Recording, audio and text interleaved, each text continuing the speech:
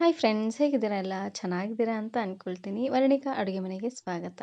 ಇವತ್ತಿನ ವಿಡಿಯೋದಲ್ಲಿ ಉತ್ತರ ಕರ್ನಾಟಕದ ಸ್ಪೆಷಲ್ ಆಗಿರುವಂತಹ ಒಂದು ಪಲ್ಯ ರೆಸಿಪಿನ ಯಾವ ರೀತಿಯಾಗಿ ಮಾಡೋದು ಅಂತ ನೋಡೋಣ. ಇದನ್ನು ನೀವು ಚಪಾತಿ, ರೊಟ್ಟಿ ಹಾಗೆಯೇ ಅನ್ನದ ಜೊತೆ ಎಲ್ಲ ಸರ್ವ್ ಮಾಡ್ಕೋಬೋದು. ಸಖತ್ ರುಚಿಯಾಗಿರುತ್ತೆ. ಹಾಗಾದರೆ ಬನ್ನಿ ತಡ ಮಾಡದೆ ರೆಸಿಪಿನ ಶುರು ಮಾಡೋಣ. ಇದನ್ನು ಮಾಡಲಿಕ್ಕೆ ಮೊದಲು ನಾನಿಲ್ಲಿ ಒಂದು ಅಗಲವಾಗಿರುವಂತಹ ಪಾತ್ರೆಗೆ 4ರಿಂದ 5 ಚಮಚ ಆಗುವಷ್ಟು ಎಣ್ಣೆನ ಹಾಕ್ಕೊಳ್ತಾ ಇದ್ದೀನಿ. ಸಣ್ಣ ಚಮಚೆಯಲ್ಲಿ 4ರಿಂದ 5 ಚಮಚ ಹಾಕ್ಕೊಂಡ್ರೆ ಸಾಕಾಗತ್ತೆ.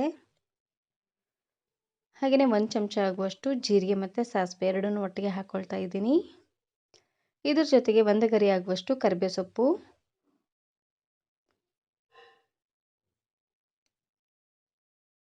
ಕರಿಬೇವು ಸೊಪ್ಪು ಚೆನ್ನಾಗಿ ಎಣ್ಣೆಲೆ ಫ್ರೈ ಆಗಿ ಜೀರಿಗೆ ಸಾಸಿವೆ ಎಲ್ಲ ಚೆನ್ನಾಗಿ ಸಿಡಿದಾದ್ಮೇಲೆ ಇವಾಗ ನಾನಿಲ್ಲಿ ಈರುಳ್ಳಿನ ಹಾಕ್ಕೊಳ್ತಾ ಇದ್ದೀನಿ. ಈರುಳ್ಳಿ ಹಾಗೆಯೇ ಹಸಿರು ಮೆಣಸಿನಕಾಯಿ, ಸಣ್ಣದಾಗಿ ಕಟ್ ಮಾಡಿರುವಂತಹ ಮೀಡಿಯಮ್ ಸೈಜಿನ 2 ಈರುಳ್ಳಿ ಹಾಗೆಯೇ ಖಾರವಾಗಿರುವಂತಹ 4-5 ಹಸಿರು ಮೆಣಸಿನಕಾಯಿನ ಹಾಕ್ಕೊಳ್ತಾ ಇದ್ದೀನಿ.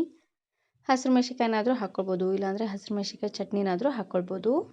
ಇವಾಗ ಉರಿನ ಪೂರ್ತಿಯಾಗಿ ಲೋ ಫ್ಲೇಮ್ನಲ್ಲೇ ಇಟ್ಟು ಈ ರೀತಿಯಾಗಿ ಚೆನ್ನಾಗಿ ಇದನ್ನು ಬಾಡಿಸ್ಕೊಳ್ತಾ ಬೇಯಿಸ್ಕೊಂಡು ಈರುಳ್ಳಿ ಎಲ್ಲ ಸ್ವಲ್ಪ ಸಾಫ್ಟ್ ಆಗೋವರೆಗೂ ಬೇಯಿಸ್ಕೊಂಡು ತಗೊಳ್ಬೇಕು.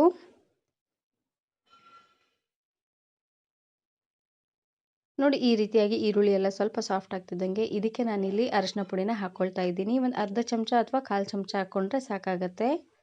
ಹಾಗೆಯೇ ರುಚಿಗೆ ತಕ್ಕಷ್ಟು ಉಪ್ಪು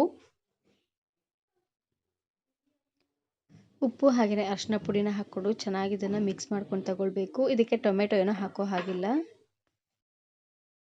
ಇವಾಗ ನಾನಿಲ್ಲಿ ಸಣ್ಣದಾಗಿ ಕಟ್ ಮಾಡಿರುವಂತಹ ಪಾಲಕ್ ಸೊಪ್ಪನ್ನು ಹಾಕ್ಕೊಳ್ತಾ ಇದ್ದೀನಿ. ನಾನಿಲ್ಲಿ 1 ಕಟ್ ಆಗುವಷ್ಟು ಪಾಲಕ್ ಸೊಪ್ಪನ್ನು ಬಳಸ್ತಾ ಇದ್ದೀನಿ. ಪಾಲಕ್ ಸೊಪ್ಪನ್ನು ಸ್ವಲ್ಪ ಜಾಸ್ತಿ ನಮಗೆ ಹಾಕ್ಕೊಳ್ಬೇಕು, ರುಚಿ ಅಂತೂ ತುಂಬಾ ಚೆನ್ನಾಗಿ ಬರುತ್ತೆ.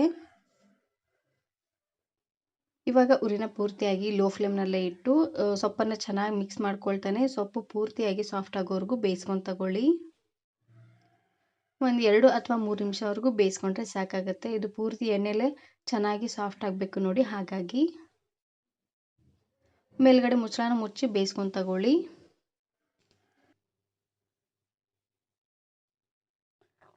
ಸೊಪ್ಪು ಬೇಯಲಿಕ್ಕೆ ಜಾಸ್ತಿ ಹೊತ್ತೆಲ್ಲ ಟೈಮ್ ಹಿಡಿಸೋದಿಲ್ಲ, ಬೇಗನೆ ಬೆಂದ್ಬಿಡುತ್ತೆ. ಇವಾಗ ನೋಡ್ತಾ ಇರ್ಬೋದು ಸೊಪ್ಪು ಪೂರ್ತಿ ಸಾಫ್ಟಾಗಿ ಚೆನ್ನಾಗಿ ಬೆಂದಾಗಿದೆ. ಪಾಲಕ್ ಸೊಪ್ಪಿನ ಬದಲಾಗಿ ಮೆಂತ್ಯ ಸೊಪ್ಪು ಹಾಗೆಯೇ ಸಬ್ಬಸಿಗೆ ಸೊಪ್ಪು ಯಾವುದನ್ನಾದರೂ ಹಾಕ್ಕೊಳ್ಬೋದು. ಸೊಪ್ಪನ್ನು ಆದಷ್ಟು ಪೂರ್ತಿ ಸಣ್ಣದಾಗೆ ಕಟ್ ಮಾಡಿ ಹಾಕ್ಕೊಳ್ಳಿ, ಚೆನ್ನಾಗಿರುತ್ತೆ. ಇವಾಗ ನಾನಿಲ್ಲಿ ಬೇಯಿಸಿರುವಂತಹ ಬೇಳೆನ ಹಾಕ್ಕೊಳ್ತಾ ಇದ್ದೀನಿ. 1 ಕಪ್ ಆಗುವಷ್ಟು ತೊಗರಿ ಬೇಳೆನ 1 ವಿಸಿಲ್ ಬರೋಕ್ಕಿಂತ ಮುಂಚೆನೇ ಈ ರೀತಿಯಾಗಿ ಉದ್ದುದ್ರಾಗಿ ಬೇಯಿಸ್ಕೊಳ್ಬೇಕು. ಆದಷ್ಟು ತೊಗರಿಬೇಳೆ ಪೂರ್ತಿ ಉದ್ದುದ್ರಾಗಿದ್ದರೆ ಚೆನ್ನಾಗಿರುತ್ತೆ ನೋಡಿ. ಹಾಗಾಗಿ ತೊಗರಿಬೇಳೆನ ಸ್ವಲ್ಪ ಉದ್ದುದ್ರನಂಗೆ ಬೇಯಿಸ್ಕೊಂಡು ತಗೊಳ್ಬೇಕು. ಈ ರೀತಿಯಾಗಿ ಕುದಿಸಿನಾದರೂ ಹಾಕ್ಕೊಳ್ಬೋದು, ಇಲ್ಲಾಂದರೆ ನೆನೆಸಿ ಆದರೂ ತೊಗರಿಬೇಳೆನ ಹಾಕ್ಕೊಳ್ಬೋದು. ನೋಡಿ, ತೊಗರಿಬೇಳೆನ ಹಾಕ್ಕೊಂಡು ಒಂದು ಸರ್ತಿ ಈ ರೀತಿಯಾಗಿ ಚೆನ್ನಾಗಿ ಇದನ್ನು ಮಿಕ್ಸ್ ಮಾಡಿಕೊಂಡು ಮೇಲ್ಗಡೆ ಮುಚ್ಚಳನ ಮುಚ್ಚಿ ಚೆನ್ನಾಗಿ ಇದನ್ನು ಕುದಿಸ್ಕೊಂಡು ತಗೊಳ್ಳಿ. ನೋಡಿ, ಈ ರೀತಿಯಾಗಿ ಚೆನ್ನಾಗಿದು ಕುದಿ ಬರ್ತಿದ್ದಂಗೆ ಒಂದು ಸರ್ತಿ ಮಿಕ್ಸ್ ಮಾಡಿಕೊಂಡು ರುಚಿ ನೋಡಿ ಉಪ್ಪು ಏನಾದರೂ ಕಡಿಮೆ ಅಂತ ಅನಿಸಿದ್ರೆ ಇನ್ನು ಸ್ವಲ್ಪ ಉಪ್ಪನ್ನು ಹಾಕ್ಕೊಂಡು ಬೇಯಿಸ್ಕೊಂಡು ತಗೊಳ್ಳಿ. ಆದಷ್ಟು ಉದ್ದುದ್ರಾಗಿದೆ ಚೆನ್ನಾಗಿರುತ್ತೆ ನೋಡಿ. ಹಾಗಾಗಿ ಲಾಸ್ಟಲ್ಲಿ ಇದಕ್ಕೇ ಸ್ವಲ್ಪ ಕೊತ್ತಂಬರಿ ಸೊಪ್ಪನ್ನು ಹಾಕ್ಕೊಂಡು ಮಿಕ್ಸ್ ಮಾಡ್ಕೊಳ್ತಾ ಇದ್ದೀನಿ. ಇದನ್ನು ನೀವು ಚಪಾತಿ, ಜೋಳದ ರೊಟ್ಟಿ ಹಾಗೆಯೇ ಅಕ್ಕಿ ರೊಟ್ಟಿ ಅನ್ನದ ಜೊತೆ ಎಲ್ಲ ಸರ್ವ್ ಮಾಡ್ಕೊಳ್ಬೋದು. ಸಖತ್ ರುಚಿಯಾಗಿರುತ್ತೆ. ಸ್ವಲ್ಪ ಈ ರೀತಿಯಾಗಿ ರಸದಂಗೆ ಮಾಡ್ಕೊಳ್ಳಿ, ಚೆನ್ನಾಗಿರುತ್ತೆ. ಈ ವಿಡಿಯೋ ಇಷ್ಟ ಆದರೆ ಈಗಲೇ ಒಂದು ಲೈಕ್ ಬಟನನ್ನು ಕ್ಲಿಕ್ ಮಾಡಿ ಫ್ರೆಂಡ್ಸ್ ಆ್ಯಂಡ್ ಫ್ಯಾಮಿಲಿ ಜೊತೆಗೆ ಶೇರ್ ಮಾಡಿ. ಹಾಗೆಯೇ ಮತ್ತಷ್ಟು ಹೊಸ ರೆಸಿಪಿಗಾಗಿ ವರ್ಣಿಕಾ ಅಡುಗೆ ಮನೆ ಯೂಟ್ಯೂಬ್ ಚಾನಲನ್ನು ಸಬ್ಸ್ಕ್ರೈಬ್ ಮಾಡ್ಕೊಳ್ಳಿ. Thanks for watching.